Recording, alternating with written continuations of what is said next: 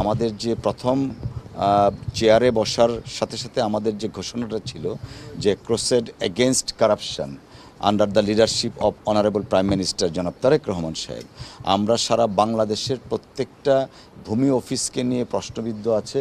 অনেকের অভাব, অভিযোগ, অনুযোগ অনেক কিছু আছে, অনেক বিষয় এখানে আছে। কারাপশনের এলিগেশনসটা তো এক নম্বরে আছে।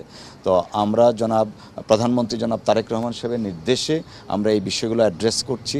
আজকে এই ভূমি অফিস আমরা পরিদর্শন করেছি, কম বেশি রেগুলারিটিস আছে। আর সবচেয়ে বড় কথা যেটা, ভূমি অফিসের যারা সেবাদানকারী কর্মকর্তা থাকেন তাদের সাথে সেবা গ্রহীতাদের একটা ব্যাপক গ্যাপ কাজ করছে।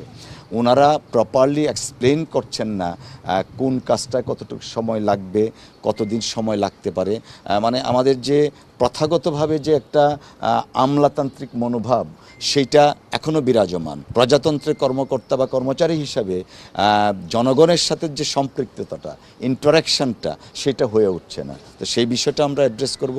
আর আজকে আমরা যা দেখেছি, অফিসিয়াল কিছু সিক্রেসির ম্যাটার আছে, সেই জিনিসগুলো আমরা দেখব, দেখে বিধি অনুসারে ব্যবস্থা নিব। এবং আজকের এই আকস্মিক ভিজিট শুধুমাত্র সিদ্ধিরগঞ্জের মধ্যে সীমাবদ্ধ থাকবে না, বাংলাদেশের যে কোনো প্রান্তে, যে কোনো দিন, যে কোনো অফিসে আমরা যাব এবং এইভাবে একটা যেটা বলা হয় সারপ্রাইজ ভিজিট, সেটা আমরা অব্যাহত রাখব।